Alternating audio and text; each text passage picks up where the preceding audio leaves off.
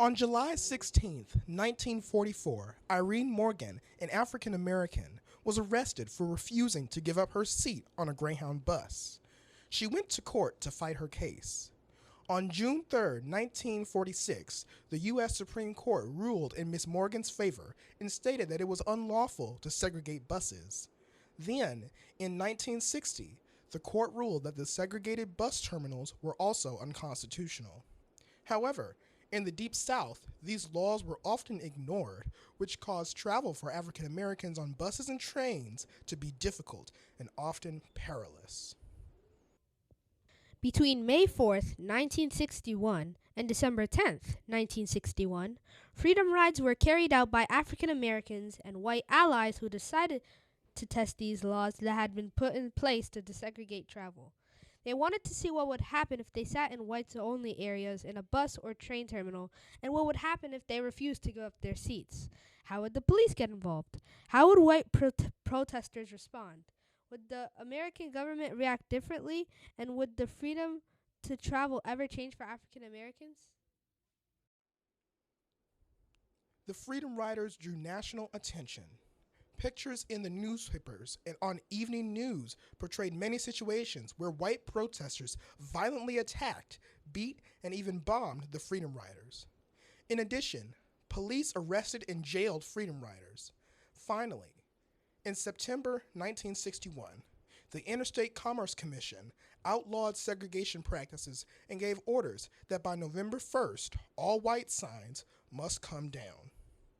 This meant that all people of all races could travel somewhat more safely from one state to the next on buses and trains, sit where they would like to sit, and the humiliating signs stating whites only in bathrooms and waiting areas finally came down.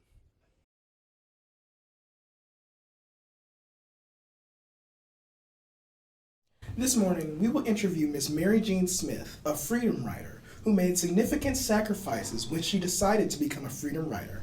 I'm DJ Sadler, a 7th grade student. Hello. Nice to meet you. And I'm Ahmed Jajah, a Meigs 5th grade student. Welcome, Ms. Smith. Thank you. Miss Smith, can you tell us what led you to become a Freedom Rider?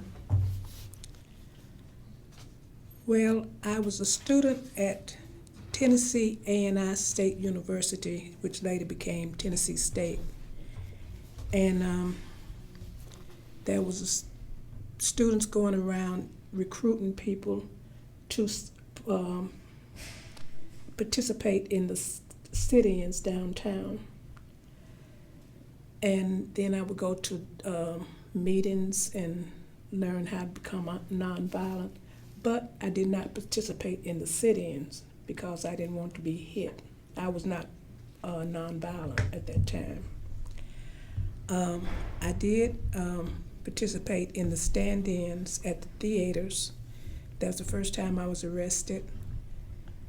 And that went on for about a few weeks before they allowed black people to go into the theaters in the front door instead of going down through the alley.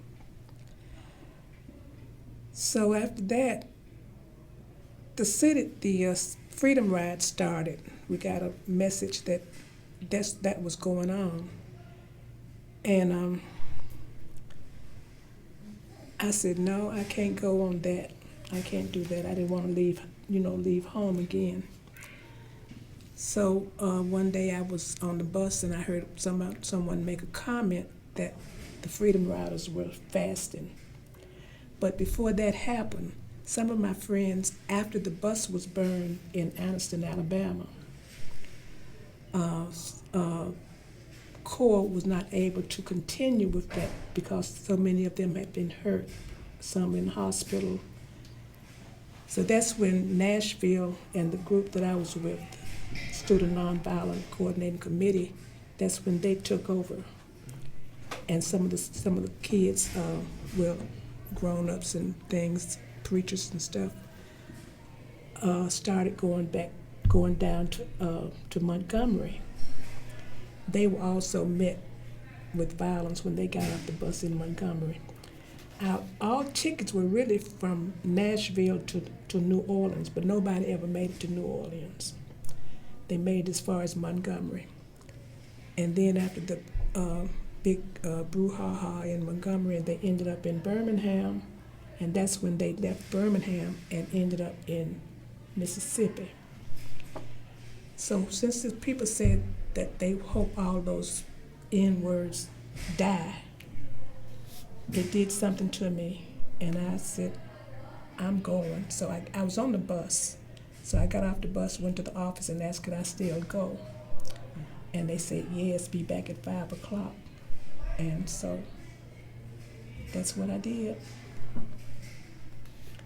And of course, when I got to Jackson, Mississippi, I was arrested right away. What beliefs drew you to the movement?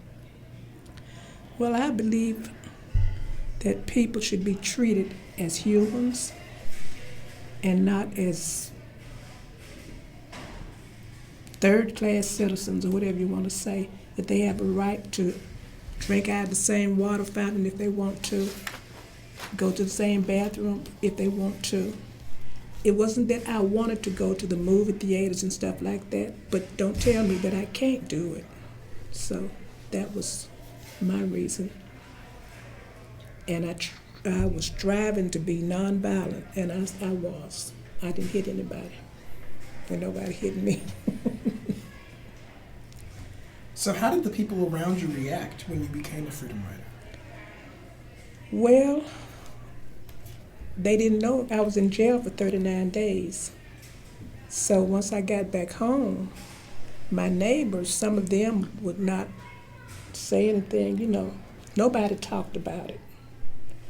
Nobody talked about it.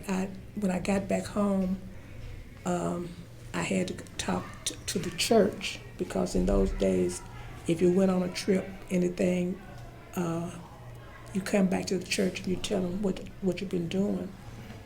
And that's when I told them my story. And after that, I never talked about it again for almost 40 years. But when you, just like here, when I was arrested, all your name and your addresses are in the paper. So I lived on Jefferson Street at that time, and that was a busy street. So I guess, they figured, somebody could come down here and throw a bomb at my house and get them.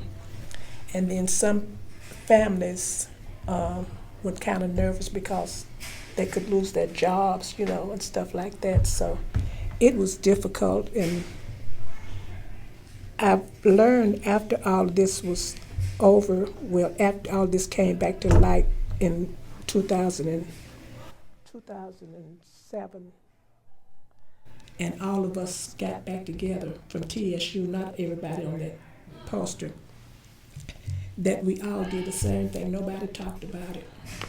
And that's one reason, I guess, that there's so many grown people that couldn't tell their children about it because we didn't tell them about it.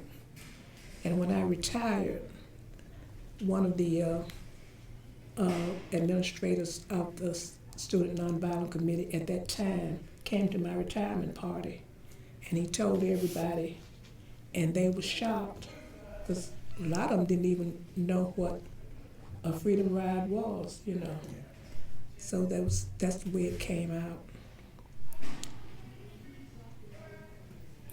What happened to you as a freedom rider? What happened? Well, when we got off the bus, we all walked into the white waiting area and were immediately arrested, taken to city jail. And this was on a early Sunday morning, because we left May 27th and we were arrested May 28th early in the morning. And that Monday we went to court, and we were found guilty of breach of the peace and fined $200 or 67 days in jail. So everybody chose the jail. That's the way that we started filling up the jails. We would sit there, we would talk to each other. We wouldn't like in a small cell, like 6 by 8. So it was not big as this room with 8 people in it, and had 2 bunk beds, and everybody else slept on the floor on a mattress. If we sang too loud or talked too loud or whatever, they would threaten to take our mattresses, and they did a couple of times, which meant you slept on a cold floor and a cold bunk. And they would threaten to send us to Parchman Penitentiary, and anything they could do to try to break us down. And finally, they did take us to Parchman Penitentiary. We were in Hinds County for about 4 weeks. And then we went to Parchman, which was a working farm, but we didn't have to work because they didn't want us to contaminate the rest of the prisoners. And while at Hinds County, while at Parchman, I was put in a cell with 2 more other people, 2 people on there. And one evening, the jailer came to my cell because there was 3 of us in the cell with only 1 bunk, and that was one about twice as big as this table and as wide as this table, with 1 bunk, a toilet, and a sink, and I was on the floor on a mattress. So they came to take the mattress out. This was all because they were expecting some dignitaries to come down. They didn't want them to see that they were overcrowded or that we were in that kind of condition. And they took me to the infirmary. I found out 40 years later where I had been taken. And I asked them to let me go see the place that I was by myself for until around the 4th of July. That's when, let's see, I had the dates here.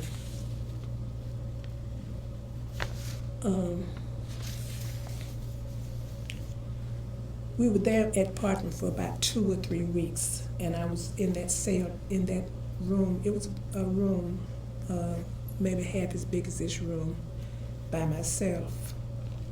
And then one day, the jailer came to the door and took me out and took me down to the common area, and everybody else was there, and that's when we knew we were going home.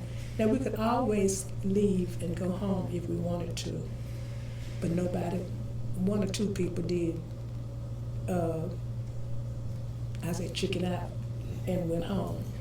But I said I didn't come here to go back home, so I stayed about a whole 39 days. I think that's about, they would tell us each time we would go to the shower that we were, let's see, how many steps from the gas, 13 steps from the gas chamber. And they would leave that door open so you could see the electric chair, the chair they put you in. Anything to intimidate us, they would do. Yeah. As a result of you and the other freedom riders, what is different today? How did you cause a change? Well, the difference is now that you can sit where you want to, eat where you want to, but the undercurrent is not that much difference if you know what happened in the past. Yeah. So we came a long way, but it's still a long way to go. Yes, absolutely. Knowing what you know now, if you were to go back to those years, would you still be a freedom rider? And Yes, I would. And I would have done it differently, though. I would have been more active in the very beginning. And I forgot one thing. We discovered when we got back home we'd been expelled from TSU. We were 14 of us were expelled, well, they say expelled, but we had to go to court, and we were reinstated. But Tennessee State never, that was the time of Wilma Rudolph and all those people. They talked about them, but they never mentioned the Freedom Riders until 2008. And that's when they gave us our doctorate. So we all became doctors. But that was a good thing. The best part about that was, though, that all of us were able to be back together again after all of those years, and we've been back together ever since. During that time, though, also, getting back to your question, I didn't talk because we had spokespeople. And you won't see my picture anywhere, hardly, because you see how short I am. And they would always tell us when we were out demonstrating to be with somebody tall. And I would always pick the tallest guy and stand behind them. And we were not supposed to talk to the press unless you had been, well, I don't know what they thought, but I ended up talking for the press when all this hit Nashville. I was the one that told them all about what was going on, what was going to happen, and I was on the news every day for about 2 weeks. And I didn't know, I hadn't talked before, so I tell people now, I kept my mouth closed for 40 years, but now I can't shut up. So I hope that answers your question.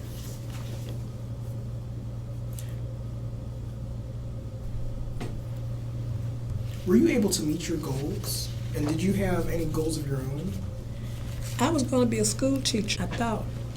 When I first went, my major was business education, and then I changed it to elementary education. But after I had gone to school for 2 years, and then after we got expelled, I tried to go back. I did go back, but it was not the same. And I think, like the rest of us that I talked to, especially of the 14, not only about 3 of them went back. 3 or 4 of them went back and got their degrees. So that part, even though I didn't become a teacher when I started working at what is now General Hospital and West Side, which is now Centennial Medical Center, I was like a teacher, because every time someone new came in, whether it was a doctor, a nurse, a doctor, or secretary, I was the one that had to instruct them. So at one place, especially at General Meharry, they called me Sarge, because I always had 3 or 4 people with me. And because I'm the kind of person, if I know something, I'll tell you what I know. I'm not afraid or intimidated by somebody probably knowing more than me. But ask me today what I did then, I don't forget. Okay. What is your message to students today? My message today is for students is to stay in school, learn as much as you can, be kind to each other, be kind to your enemies, stay out of trouble, and just love the Lord. That's about it.